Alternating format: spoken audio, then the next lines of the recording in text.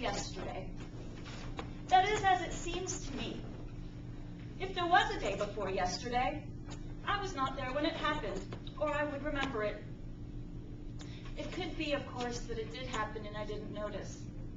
Very well. I will be very watchful now, and if any day before yesterday's happened, I will make a note of it.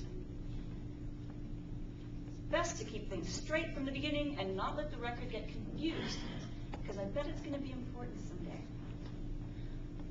I feel like an experiment. I'm convinced that is what I am, an experiment. Everything looks better today. Noble and beautiful works of art. This majestic new world is indeed a most noble and beautiful work, and marvelously near being perfect. There are too many stars in some places, and not enough in others, but that can be remedied, no doubt. The moon got loose last night, and slid down and fell out of the scheme. A great loss. It breaks my heart. There isn't another thing among the decorations that is comparable to it for beauty and finish.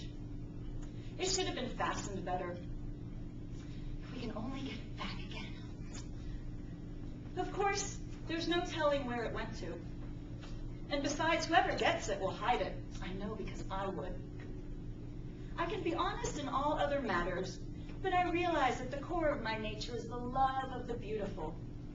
And it would not be safe to trust me with a moon that belonged to another. Oh, I do love moons. They're so beautiful. I wish we had 5 or 6. I would stare at them all night long, staying up and watching them. The stars are nice too. I wish I could get some and put them in my hair. I tried. When they first showed last night, I tried to knock them down with a pole, but it didn't reach, which astonished me. Then I assiduously tried throwing clods of earth till I was tired out, but I never got one. It's because I am left-handed and cannot throw good. After I rested, I got a basket and started for the extreme rim of the circle, where the stars are close to the ground, and I could get them with my hands, which would be better, because I could gather them tenderly and not break them. But it was farther than I thought, and I had to give up. I was so tired I couldn't drag my feet another step. They hurt so much. Today, I am getting better ideas about distances.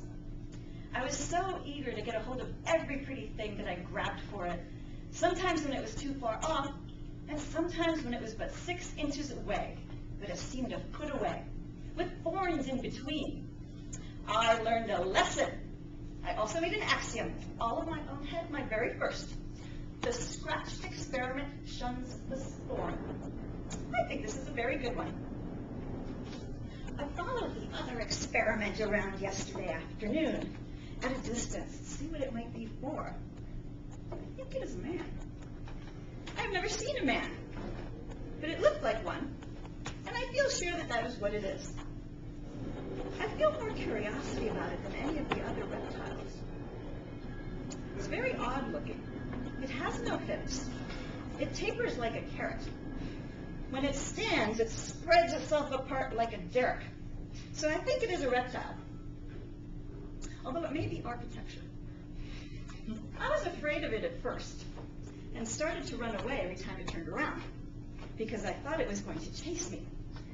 By and by, I found it was only trying to get away. So after that, I followed him around, which made it nervous and unhappy. At last, it climbed up a tree. I waited a good while, then gave up and went home.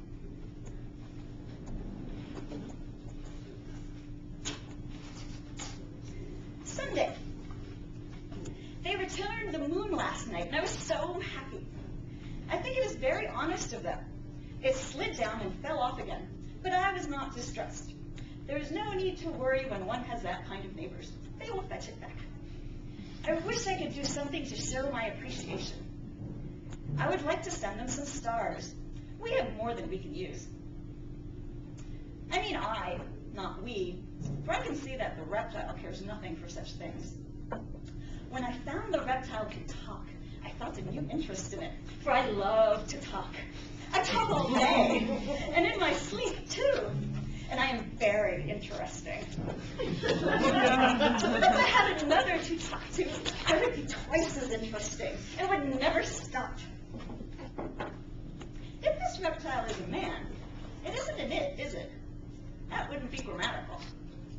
I think it would be a he. In that case, one would parse it as us. Nominative, he. Dative, him. Possessive, hisn. Well, I think I will consider it a man and call it he until it turns out to be something else.